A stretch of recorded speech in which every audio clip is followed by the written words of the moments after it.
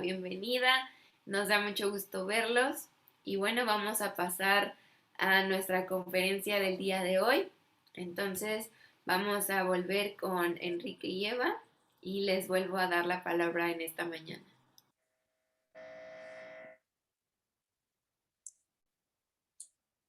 Buenos días. Un abrazote para todos. Todos tenemos diariamente al finalizar el día la oportunidad de reflexionar si hay algo que podemos mejorar de nuestra conducta, pensamientos, palabras y aún intenciones. Si estamos conscientes de lo que debemos cambiar y queremos hacerlo, entonces nos acercamos a lo que trata el tema de hoy. Y el título de nuestra conferencia hoy es la santidad. Pero antes déjenme saludarlos yo también, darles la bienvenida. Nos da mucho gusto estar con ustedes. Y bueno, este tema de la santidad, yo creo que todos lo conocemos, hemos leído la Biblia varias veces y sabemos lo que Dios dice. Sin embargo, vale la pena que lo recordemos y si alguien no lo sabe o no le queda muy claro, esperamos que tratando hoy el tema nos quede más claro a todos. Entonces, bueno, pues vamos a comenzar. Estamos diciendo que vamos a hablar de la santidad y primero vamos a hablar pues de la santidad de Dios, ¿sí? Así es de que Dios es santo y santo es su nombre. Dios es tan imponente y santo que incluso su nombre debe ser tratado con reverencia y con el mayor respeto. Él está sobre todos los seres humanos, sobre toda su creación, en poder, justicia, pureza y en grandeza. El Salmo 99, versos 3 y 9, nos dicen: alabe tu nombre, grande y temible, Él es santo.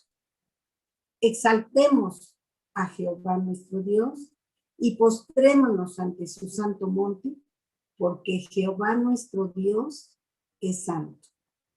La santidad de Dios significa que Él es distinto y trascendente con relación a todo lo creado. el primero de Crónicas, capítulo 29, verso 11, nos habla el Señor de esta manera. Tuya es, oh Jehová, la magnificencia y el poder, la gloria, la victoria y el honor, porque todas las cosas que están en los cielos y en la tierra son tuyas. Tuyo, oh Jehová, es el reino y tú eres excelso sobre todos. Su perfección moral se manifiesta plenamente en su misericordia. En Éxodo 20, versículo 6, nos dice así: y hago misericordia a millares a los que me aman y guardan mis mandamientos. Nos vamos a Deuteronomio 7 y dice de la siguiente manera en el verso 9: conoce pues que Jehová tu Dios es Dios, Dios fiel, que guarda el pacto y la misericordia a los que le aman y guardan sus mandamientos hasta 1000 generaciones. Aquí yo les pido una reflexión personal. Lo que dice esta parte es muy fuerte, que debemos guardar el pacto y la misericordia a los que le aman. Y lo que sigue para mí es muy importante: y guardan sus mandamientos. Eso es lo que tenemos que hacer. El rey David también reconoce la misericordia de Dios. Y bueno, sabemos que el rey David escribió muchos salmos, hermosos todos, y el Salmo 13, versos del 5 al 6, hago un paréntesis, espero que a quienes les gusta tomar nota notas, tengan ahí su cuaderno y su lápiz, porque como ven estamos mencionando muchas escrituras, pero bueno, ustedes pueden verlas en su Biblia, ¿sí?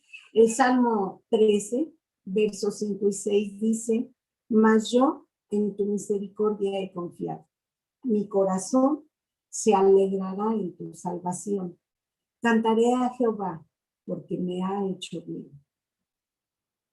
Y en el Nuevo Testamento, Pablo escribe a los romanos y les recuerda lo que las escrituras dicen en el Antiguo Testamento, y él en el libro de Romanos, en el capítulo 9, verso 15, les está diciendo a ellos, pues a Moisés dice, ¿quién le dice a Moisés? Dios, porque Dios estaba hablando con Moisés, ¿verdad? Y le dice, tendré misericordia del que yo tenga misericordia y me compadeceré del que yo me compadezca. Esto nos habla de que Dios es soberano y es misericordioso, pero se opone rotundamente al pecado y nosotros debemos estar absolutamente conscientes de ello porque nuestro ejemplo es Cristo, queremos ser hijos dignos del Padre y por eso es que estamos queriendo ser santos como Dios dice que es la santidad. Continuamos con otra escritura que está en Isaías 5, versos 20 al 24. Empezamos con el 20, que dice, ay de los que a lo malo dicen bueno, y a lo bueno malo, que hacen de la luz tinieblas y de las tinieblas luz, que ponen lo amargo por dulce y lo dulce por amargo. Ay de los sabios en sus propios ojos y de los que son prudentes delante de sí mismos. Ay de los que son valientes para beber vino y hombres fuertes para mezclar bebida. Los que justifican al impío mediante cohecho y al justo quitan su derecho. Por tanto, como la lengua del fuego consume al rastrojo y la llama devora la paja, así será su raíz como podredumbre, y su flor se desvanecerá como polvo, porque desecharon la ley de Jehová y de los ejércitos, y abominaron la palabra del Santo de Israel. La santidad de todas las demás cosas o personas que pueden ser llamadas santas derivan de él y dependen de su voluntad. Así es de que Dios es quien nos marca lo que es la santidad, porque como acaba de decir Enrique, la santidad de todas las cosas, recordamos que en el Antiguo Testamento todo lo que estaba en el templo era santificado, las vestiduras de los sacerdotes eran santificadas, entonces pues solo esto puede ser llamado santo porque deriva de las instrucciones del Padre y dependen de su voluntad. En el Nuevo Testamento vemos que el Dios Santo se manifiesta en la persona de Jesucristo.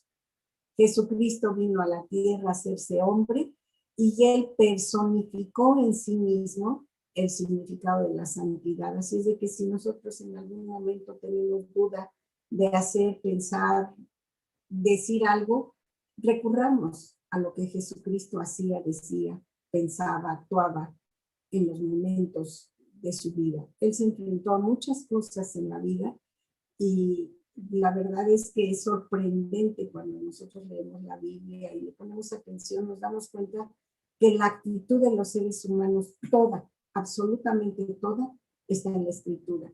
Así es de que las dudas que tengamos pueden ser resueltas cuando nosotros leemos la Biblia y vemos lo que Jesús hizo. La santidad no es el privilegio de algunas personas, porque todos los creyentes somos llamados a santidad. Si tú eres creyente, eres llamado o llamada a ser santo. Y esto significa que somos llamados a vivir en santidad conforme al modelo que Cristo nos dejó. Para el creyente, ser santo significa estar separado del pecado, de la injusticia y de la maldad, y dedicarse a la justicia, a la bondad y a la pureza. A veces suena difícil de hacer, pero no lo es tanto. En toda la Biblia se nos dice por qué y cómo debemos ser santos. En el Antiguo Testamento, en Éxodo 19:5, el Señor nos habla de esta manera. Ahora pues, si diereis oído a mi voz y guardareis mi pacto, vosotros seréis mi especial tesoro sobre todos los pueblos, porque mía es toda la tierra. Yo le pido que valore esta parte, que la valore con mucha prudencia, pero también con mucha certeza de lo que Dios está diciendo que seamos.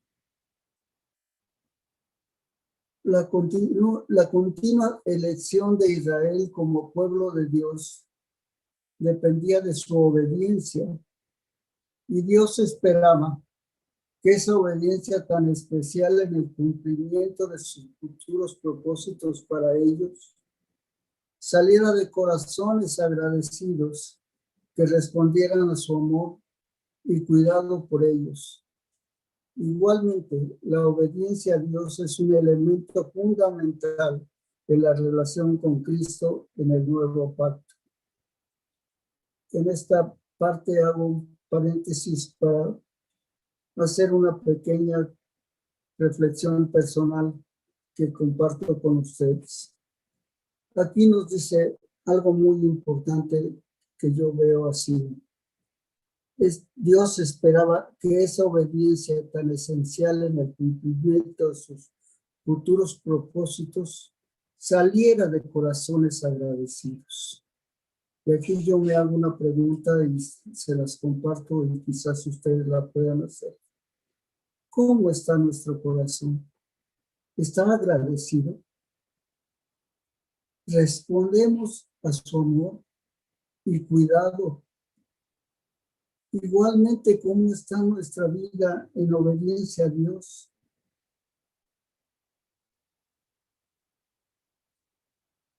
Es un elemento fundamental en la relación con Cristo, en el nuevo pacto. Subráyelo, en el nuevo pacto. Luego continúa la escritura y dice, y ustedes me seréis un reino de sacerdotes y gente santa. Yo quisiera en esta parte decir muchas cosas, pero usted tiene que reflexionar. Y lo repito, tú y yo necesitamos ser un reino de sacerdotes y gente santa. Como parte del propósito de Dios para los israelitas, al sacarlos de Egipto, ellos debían ser un reino de sacerdotes, es decir, separados y consagrados para el servicio de Dios. Y cuando nos dice gente santa, es decir, todo el pueblo debería tener un comportamiento diferente al que tenían los pueblos que los rodeaban. ¿Cuántas reflexiones hay que hacer? Porque fíjense, ustedes y nosotros pensamos que somos cristianos, pero para que esto sea verdad, necesitamos obedecer la palabra de Dios. Y no solo obedecerla, sino aplicarla primeramente en nuestra persona y no permitirnos decirle a otra persona lo que tiene que hacer sin que no lo hayamos hecho primeramente.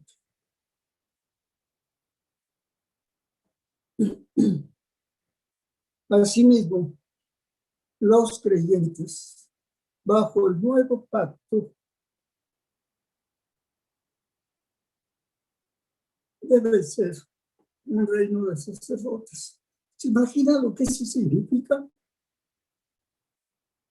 En primera de Pedro 2, del 5 al 9, dice, y un pueblo santo, es decir, un pueblo separado de los malos caminos del mundo y que anda en los justos caminos y en la santa voluntad de Dios. Voy a leerles Levítico 11:44. Y por favor, presten mucha atención a esta escritura. Dice de la siguiente manera, porque yo soy Jehová, tu Dios. Vosotros, por tanto, os santificaréis y seréis santos, porque yo soy santos.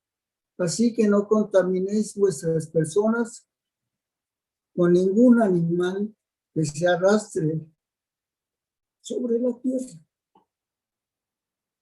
Fíjense cómo la escritura nos lleva de la mano.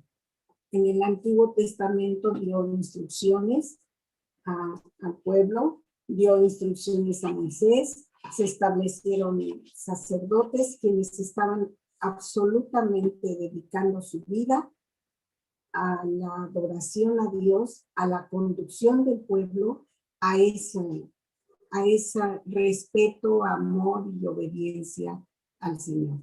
Y el Nuevo Testamento no se queda atrás.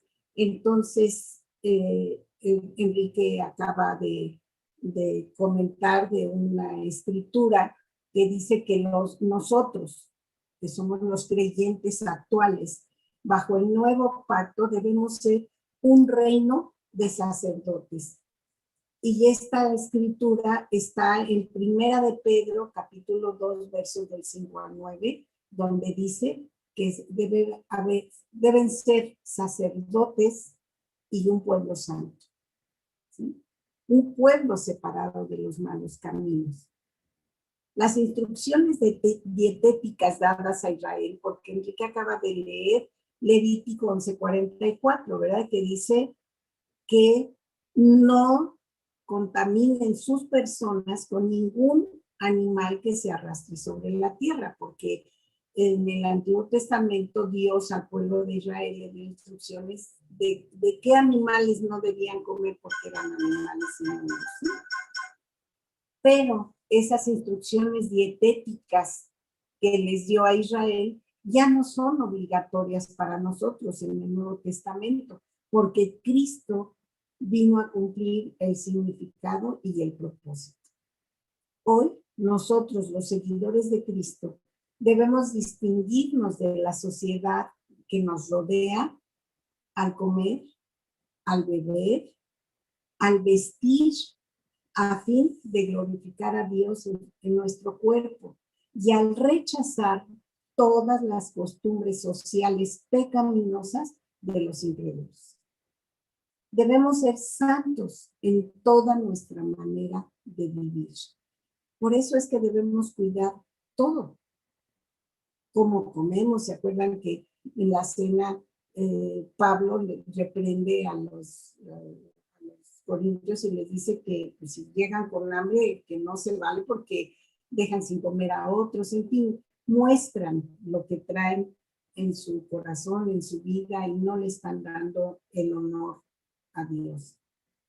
Así es de que el énfasis detallado de la limpieza ritual, lo que ponía de relieve era la necesidad de que el pueblo fuera separado moralmente, el pueblo de Dios se separara moralmente del mundo que los rodeaba, tanto en pensamiento como en obra. Y eso es en la actualidad también.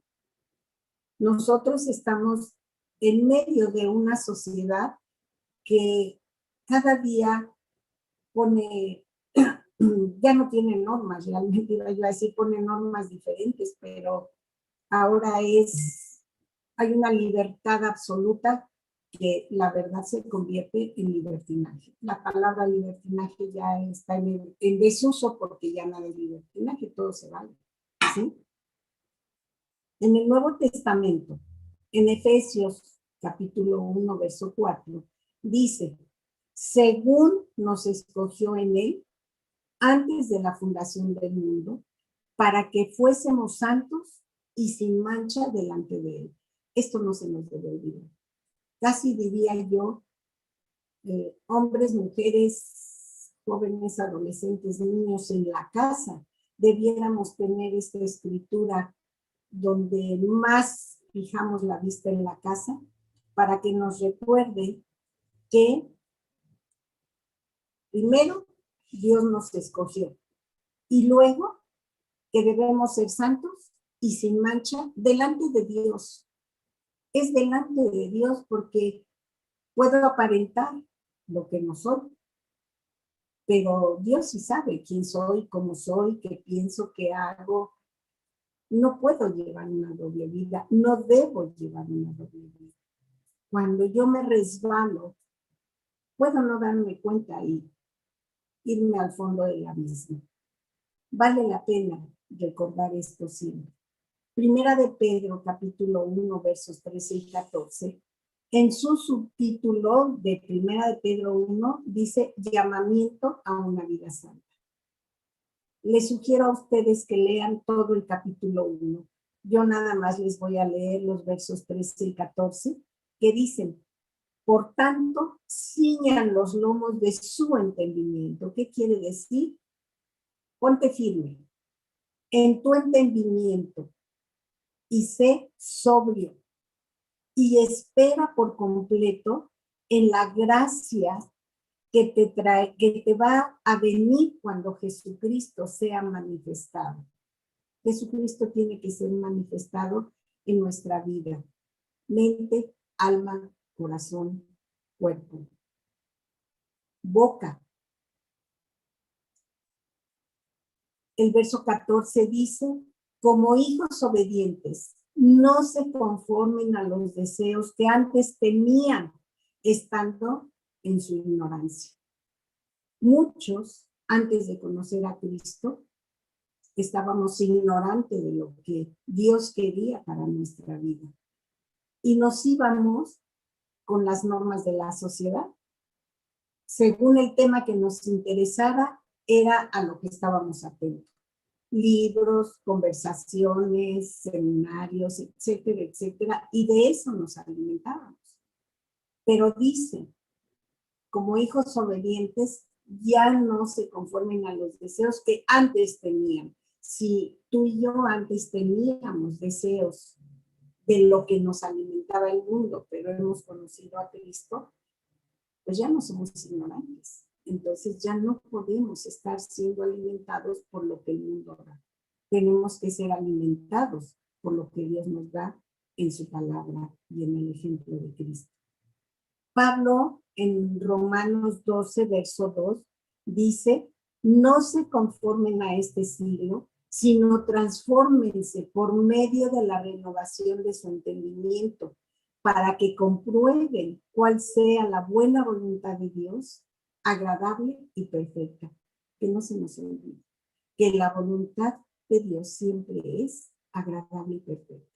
A veces no la pasamos muy bien en nuestra vida, en nuestra familia, pero la voluntad de Dios es agradable y perfecta. Les invitamos a comprender un poquito más algunas escrituras. Y vamos a basarnos en Romanos 12:2, que dice, no se conformen, sino transfórmense. Para transformarnos, tenemos que comprender lo que Dios dice. Y para hacer cosas diferentes, debemos no estar conformes. Tal vez con lo que estamos haciendo, pensando, viviendo, hablando, gustando. Pablo les da a entender a los creyentes en aquel tiempo que deben comprender que el sistema del mundo actual es malo y está bajo el dominio de Satanás. Ese punto no ha cambiado, queridos. Sigue siendo exactamente lo mismo. El sistema del mundo actual es malo y sigue estando bajo el dominio de Satanás. Fíjense, permítanos hablarles un poquito del príncipe de este mundo. Juan 12:31 dice, el príncipe de este mundo será echado fuera. Pero mientras es echado fuera, él está aquí en el mundo, está gobernando el mundo y de repente nosotros nos estamos dejando gobernar por él. ¿Por qué? Pues porque probablemente descuidamos esa relación con Dios. Y cuando nos descuidamos de la relación con Dios, estamos tan bombardeados por la sociedad que nos rodea, que pues hasta sin querer somos influenciados, ¿sí? Entonces debemos estar atentos. Recordemos que la derrota de Satanás y todo lo que representa comenzó mediante la cruz y la resurrección de Cristo. Así es de que la derrota de Satanás comenzó, fíjense la palabra, comenzó mediante la cruz y la resurrección de Cristo. Pero su derrota final va a ocurrir cuando él sea arrojado al lago de fuego que arde con azufre. Así es de que, conforme a estas palabras, en la actualidad, Satanás todavía está activo y es el gobernante o príncipe de este mundo. No se te debe olvidar a ti y a mí tampoco. Porque si no estamos atentos y no estamos siendo alimentados por Dios, nos va a alimentar Él a través de lo que hay en la sociedad. Satanás tiene poder y autoridad en el mundo y usa las cosas del mundo contra Cristo y su iglesia, su cuerpo que somos nosotros. Por eso es que dice, la amistad del mundo es enemistad contra Dios. En Hechos 2:40 hay una frase que dice, esta perversa generación. Nadie puede ser salvo si no se aleja de la corrupción de la sociedad actual. Entonces, queridos, tenemos que ser sabios conforme a la palabra de Dios para que nosotros nos alejemos por propia voluntad, no por obligación, no porque me están viendo, no porque qué van a decir, no porque, ay, pues sí, quiero cambiar, pero no quiero sacrificar nada de lo que me gusta. Tenemos que alejarnos de la corrupción de la sociedad actual. Debemos enseñar a los recién convertidos. ¿Quiénes son los recién convertidos? Aquella persona a la que tú ya le compartiste y aceptó a Cristo contigo y tú estás feliz porque aceptó a Cristo y porque dijiste, Dios, fui útil para ti, esta persona viene a tu reino. Pero nosotros debemos enseñarles a esas personas con amor, con inteligencia, con sabiduría de Dios, a romper con las malas compañías. No es de te alejas de todo porque todo te contamina, porque no te lo va a entender. Es la verdad, pero tú y yo probablemente nos hemos tardado mucho tiempo en entender a qué se refiere. Pero sí debemos hablar con ellos con inteligencia, para que ellos se den cuenta que hay compañías que no les convienen, que abandonen el mundo impío, ¿sí? Que se unan a Cristo y a su pueblo y que puedan ellos empezar a dedicarse a la obra de Dios. Gálatas 1:4, el último párrafo, dice, para librarnos del presente siglo malo. ¿Sí? ¿Nuestro siglo es malo? Sí, sí lo es. Nosotros, los creyentes, debemos vivir para Dios y no dejarnos controlar por valores, sabiduría, opiniones, deseos corruptos y placeres egoístas. Eso es lo que está prevaleciendo entre el mundo. Si tú tomaste nota de esto, aquí tienes una guía. No te dejes controlar por los valores que el mundo te da, por la sabiduría del mundo. A veces nos sorprende y nos agrada, pero a veces si nos dejamos llevar por esa sabiduría del mundo, poco a poco nos vamos alejando de Dios. Las opiniones del mundo, los deseos corruptos y los placeres egoístas que están en el mundo todavía. En 1 de Juan 5:19, la escritura nos dice así: el mundo entero está bajo el maligno. Quiero que reflexiones en eso. Lo voy a repetir. El mundo entero está bajo el maligno. No se entiende de manera adecuada el Nuevo Testamento, a menos que se reconozca su enseñanza de que Satanás es el Dios de este mundo. Él es el maligno y su poder domina esta época de maldad. De ninguna manera Dios desea ni causa todo el sufrimiento que hay en el mundo. La maldad, la crueldad y la injusticia, ni todo lo que ocurre es su perfecta voluntad. La Biblia indica que en la actualidad el mundo no está bajo el dominio de Dios, sino que está en rebelión contra su gobierno y está esclavizado a Satanás. Debido a esa condición, Cristo vino a morir y a reconciliar el mundo con Dios. Te suplico que leas cuidadosamente segura de Corintios 5, versos 18 y 19, y saca tus conclusiones. Ojo, con el propósito de librarse de la responsabilidad de combatir el pecado, la maldad o la tibieza espiritual, los creyentes nunca deben afirmar que todo está bajo el control de Dios. Sin embargo, en un sentido, el mundo impío sí está bajo el control de Dios. Él es soberano y por eso todas las cosas ocurren según su voluntad permisiva y su vigilancia, o a veces mediante su participación directa de acuerdo con su propósito. No obstante, en este momento de la historia, Dios ha limitado su supremo poder y gobierno sobre el mundo. Pero esa autolimitación es solo temporal, porque cuando Él lo determine conforme a su sabiduría, destruirá a Satanás y a toda su maldad. Quiero repetir esta frase. Él, cuando Él lo determine conforme a su sabiduría, destruirá a Satanás y toda su maldad. Y solo entonces se dirá: los reinos del mundo han venido a ser de nuestro Señor y de su Cristo, y Él reinará por los siglos de los siglos, según está escrito en Apocalipsis 11:15.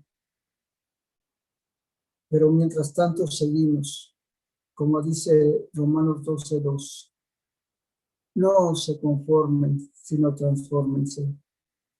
Yo quiero subrayar esta frase y quiero que tú la subrayes en tu corazón y en tu mente. No te conformes, sino transfórmate. Dos palabritas tan sencillas. No te conformes, no, transfórmate.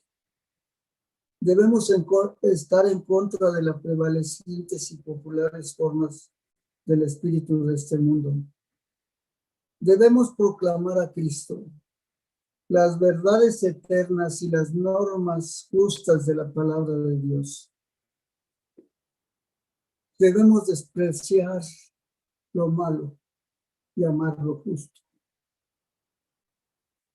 En la escritura de Hebreos 1:9 nos dice: has amado la justicia y aborrecido la maldad. Reflexiona, por favor. No basta que los hijos de Dios amen la justicia, deben además odiar el mal.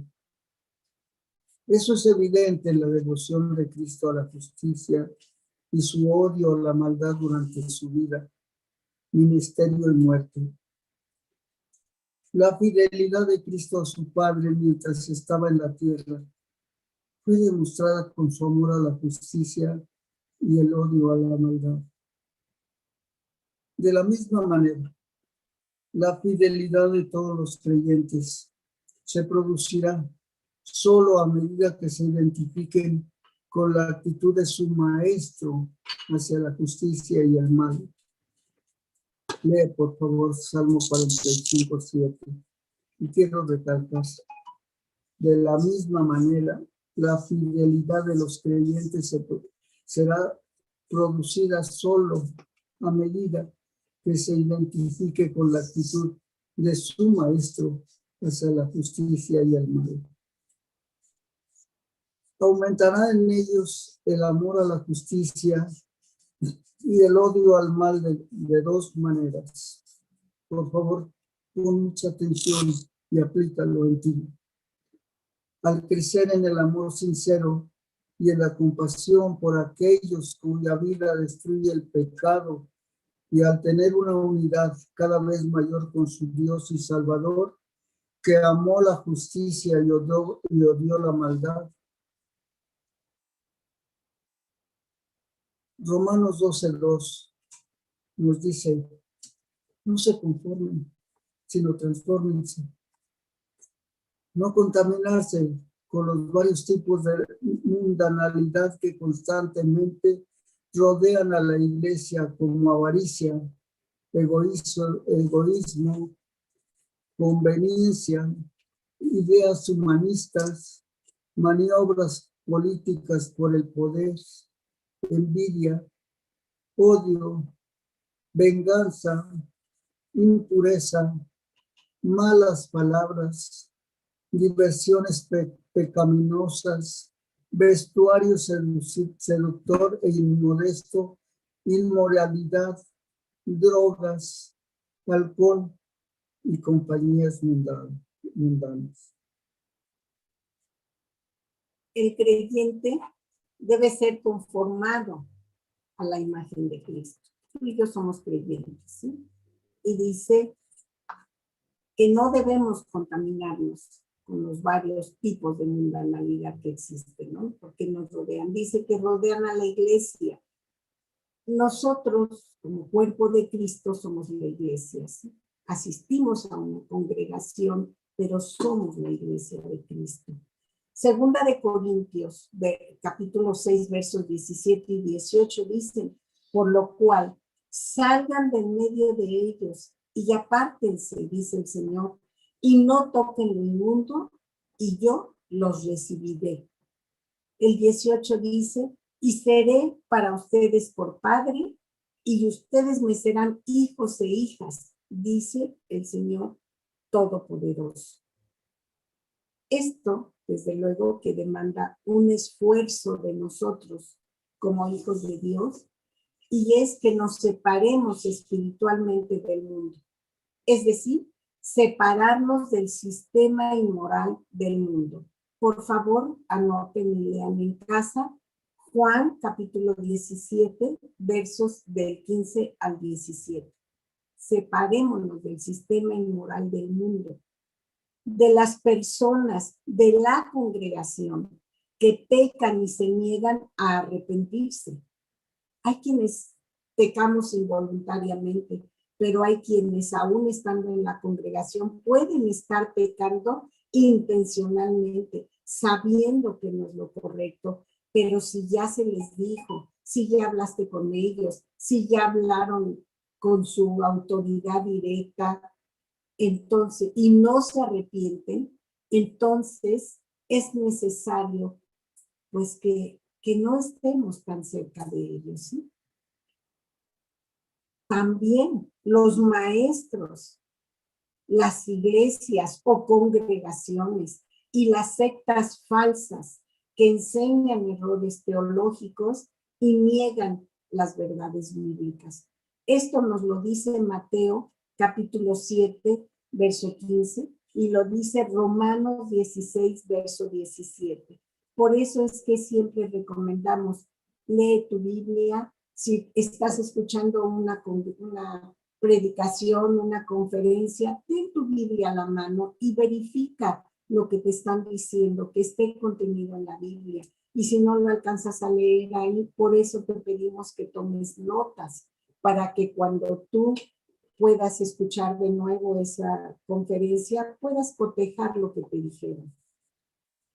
Según la Biblia, ¿qué implica todo lo que acabamos de decir? Bueno, implica la separación moral y espiritual del pecado y de todo lo que es contrario a Jesucristo, a la justicia y a la palabra de Dios. Y también implica que nos acerquemos a Dios en estrecha e íntima comunión mediante nuestra consagración, nuestra adoración y el servicio. La separación del mundo da como resultado la relación en la que Dios es el Padre celestial que vive con nosotros, sus hijos, y es nuestro Dios y nosotros somos sus hijos.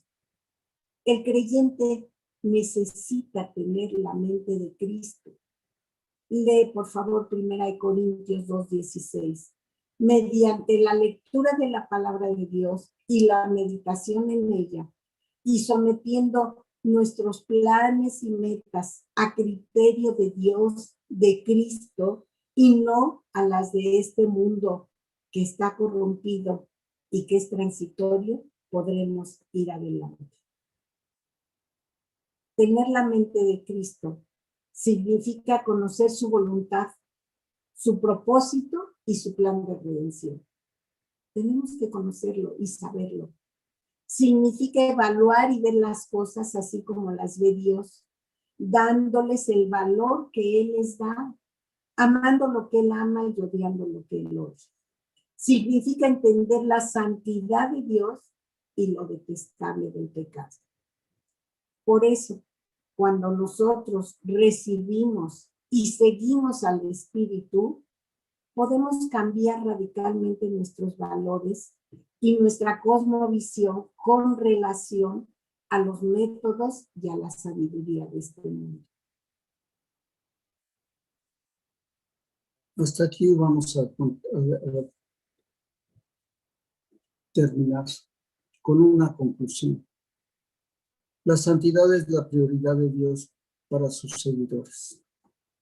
Te pido que reflexiones y seas verdadero si tú eres un seguidor. Entiende esa palabra. Medítala. Ve qué es lo que significa y aplícalo. La santidad es la meta y el propósito de la elección de los creyentes en Cristo. Tienes que reflexionar. ¿Es tu meta? ¿Es tu elección? Esto significa ser semejante a Cristo y estar dedicado a Dios para obedecerlo. ¿Cuánto trabajo cuesta obedecer? Ser fiel también cuesta mucho trabajo, pero subrayo que debemos ser fieles y obedientes a Él. Cuando lo seamos, todo va a cambiar en nuestra vida. Y agradarle mientras se vive, lo cual se logra mediante el Espíritu de Dios que limpia el alma del pecado, renueva al creyente a la imagen de Cristo y lo capacita mediante una infusión de su gracia para obedecer a Dios conforme a su palabra. En fin, todos los aspectos de la vida deben estar regulados por la voluntad de Dios. Así es de que, pues esta es la conclusión. Y antes de despedirnos, no queremos dejar pasar la oportunidad de que si usted o tú nunca has escuchado una plática como esta que acabamos de dar y te hace reflexionar, que pienses que Dios te ama, que Jesucristo murió por ti. No importa quién eres, de dónde vienes, qué has hecho de tu vida o qué has dejado de hacer, pero ellos te están esperando con los brazos abiertos. Y si tú esta mañana quieres tener una relación con Dios, con Jesucristo, yo te invito a que hagas una oración conmigo. La puedes decir con tus propias palabras, pero yo te puedo guiar de esta manera. Y decirle, Jesús, te doy gracias. Te doy gracias porque tomaste la decisión de ser golpeado, herido, maltratado hasta la muerte y derramar tu sangre para que yo pueda acercarme al Padre, para que yo pueda entender y comprender que todo lo que he hecho durante mi vida puede ser limpiado por esa sangre que tú derramaste. Te lo agradezco y yo quiero arrepentirme de mis pecados. Me acuerdo no de ellos, pero en mi corazón, en mi mente hay verdaderamente una decisión de pedirte perdón, Dios, por la vida que he llevado. Y quiero arrepentirme de esa vida y quiero pedirte que hoy entres a mi vida y a mi corazón y la dirijas, porque veo que como yo la he dirigido, no ha sido conveniente. Dirige mi vida, por favor. Entrego mi vida a ti el día de hoy y te doy gracias. Gracias, Jesús. Amén.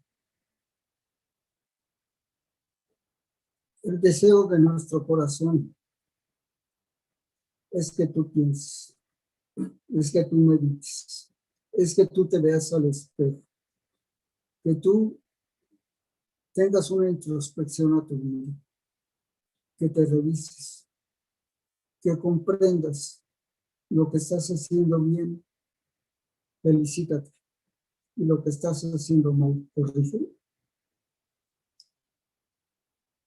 Que disfruten su domingo en compañía de sus seres queridos. Y queremos dejarles nada más de tarea, una última cita, Hebreos 12:14. Sigan la paz con todos y la santidad, sin la cual nadie verá al Señor. Que disfruten su domingo en familia o como ustedes quieran.